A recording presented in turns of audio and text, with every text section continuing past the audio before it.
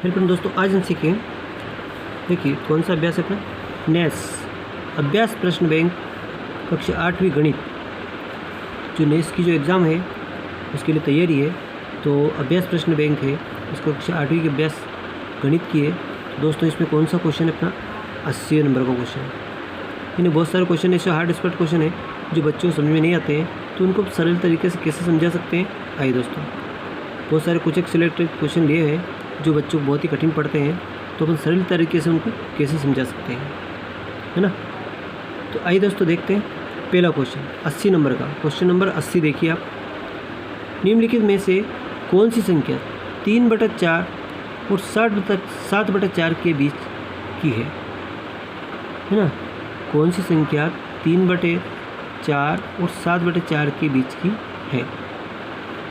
अब कौन सी संख्या, तो अपन क्या करेंगे दोस्तों, इन दोनों के बीच की संख्या निकालनी है, यानी कि उसमें 2 का भाग लगाएंगे। तो पहले इनको जोड़ दीजिए। देखो 3/4 धन 7/4, इनको पहले जोड़ेंगे तो इनका जोड़ क्या आएगा। देखिए 4 और 4 का एलसीएम कितना होगा दोस्तों, एलसीएम 4 ही होगा। 3 नीचे आ जाएगा और प्लस 7 आ जाएगा। 7 में 3 कितना होगा, 10। 10/4 हो जाएगा, 10/4। अब 10/4 में अपन किसका भाग लगाएंगे दोस्तों, 2 का भाग लगाएंगे। ठीक है, 2 का भाग लगाने से क्या हो जाता है, बीच की संख्या मालूम पड़ जाती है। इनको जोड़ करके 2 का भाग लगाने से बीच की संख्या मालूम पड़ जाती है। तो 2 का भाग लगाएंगे, 2 पंजे 10, यानी कि 5/4। और 5 में 4 का भाग लगाएंगे कितना है दोस्तों, देखिए 4 एकम 4, है ना, दशमलव, फिर 10 हो गए, तो 4 दूनी की 8 और 4 पंजो 20, 1.25। तो कौन सा ऑप्शन, डी ऑप्शन अपना राइट होगा। इस तरीके से हम बच्चों को बड़े आसानी से समझा सकते हैं। नेक्स्ट क्वेश्चन है 81 नंबर क्वेश्चन है। देखिए निम्न में से किस संख्या को 5 से भाग देने पर कोई शेषफल प्राप्त नहीं होता है, शेषफल नहीं बचता है। अब जैसे दोस्तों भाग लगाते हैं, तो जैसे इस संख्या में भाग लगाएंगे। अब क्या है कि इसमें इकाई में 4 है ना, इकाई में क्या है, 4 है, यानी कि 5 से पूरी तरह विभाजित नहीं हो रहा है। इकाई का अंक विभाजित होना चाहिए, इकाई के 2 अंक विभाजित, 1 अंक भी हो या 2 अंक भी हो तो विभाजित होना चाहिए। तो ये 24 विभाजित नहीं होते हैं, इसमें कोई ना कोई शेष रहता है। 20 देखिए, 20 यानी कि 0 है, ये निश्चित ही 5 से विभाजित हो जाएगा। देखिए लगा के देख लेते हैं कि होता है कि नहीं होता है।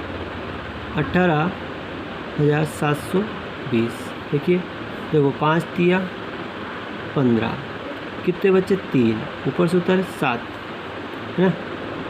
अब 5 और 7 35, कितने बच्चे 2, ऊपर से उतारे 2, 5 चौके 20, 2 बचे, ऊपर से उतारे 0 और 5 चौ 20, यानी कि यहाँ शेषफल 0 आ गया, कोई भी शेषफल नहीं बचा, पूर्ण रूप से भाग लग गया।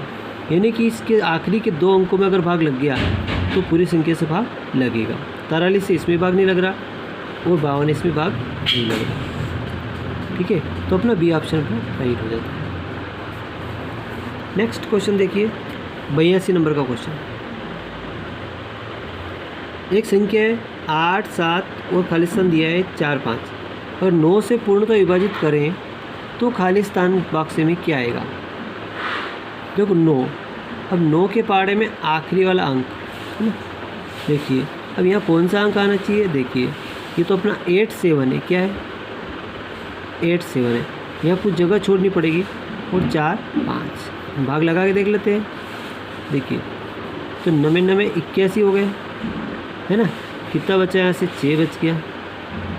अब यहाँ क्या रखें कि पूरा विभाजित है, क्यों 45 तो पूरा विभाजित, 9 5 45, 45 तो विभाजित हो रहा है।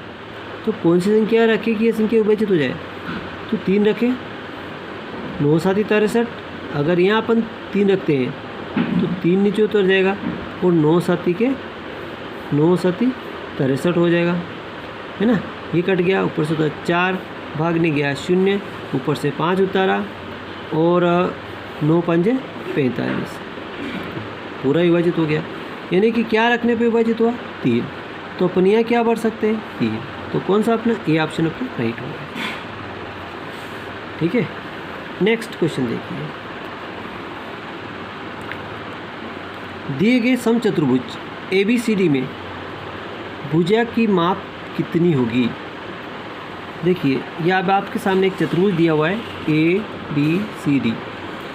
इसके जो विकर्ण है बीच के ये खींचे गए हैं और अब आपको इसमें बताना है कि इस भुजा की माप कितनी होगी, यानी कि इस भुजा की माप कितनी होगी। तो समचतुर्भुज क्या कहा इसने, समचतुर्भुज यानी इसकी चारों भुजा समान लंबाई की है। इस भुजा के सामने ये, इसके सामने ये, सभी एक समान लंबाई की है। अब देखिए दोस्तों इसके विकर्ण यहाँ दिख रहे होंगे आपको।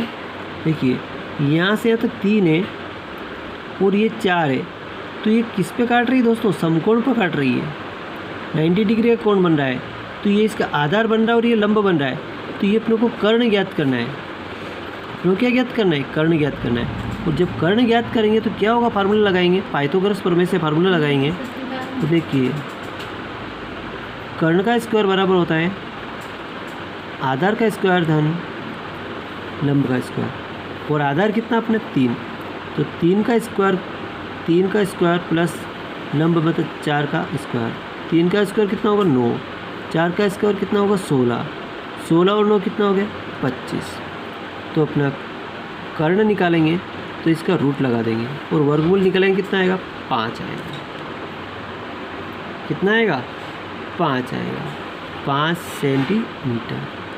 यानी कि इस भुजा की लंबाई कितनी हो जाएगी 5 सेंटीमीटर, क्योंकि समचतुर्भुज में सभी भुजाएं समान लंबाई की होती है। तो 5 किस ऑप्शन में आ रहा दोस्तों, सी ऑप्शन में आ रहा है। सी ऑप्शन अपना राइट हो जाता है।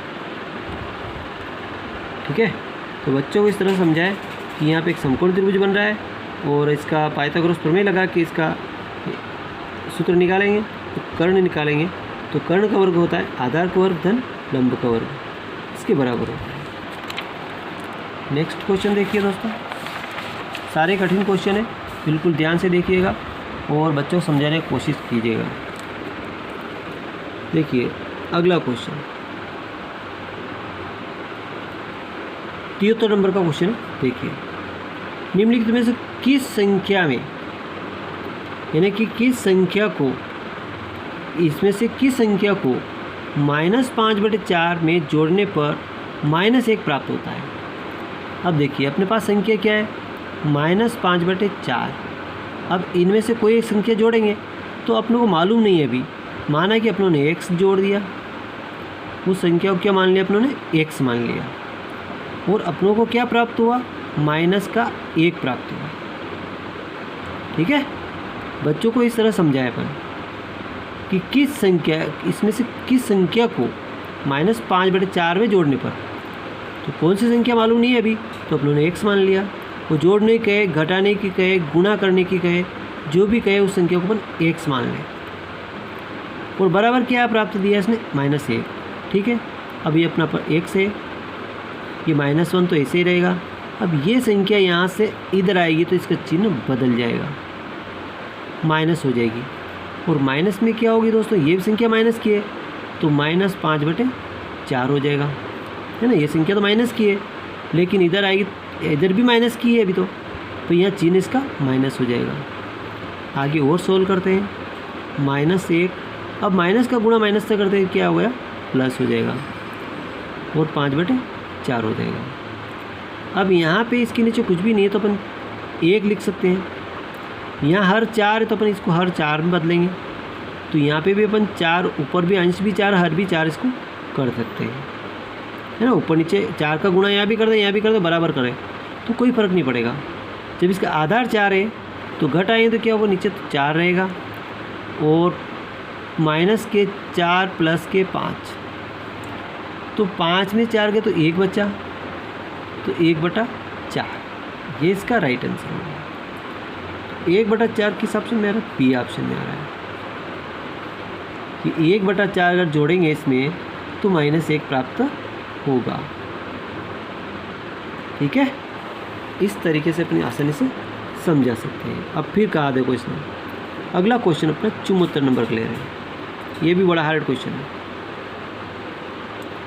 अपने लिए सरल हो सकता है लेकिन बच्चों के लिए कठिन सवाल है, बच्चों को इतनी आसान समझ में नहीं आता है।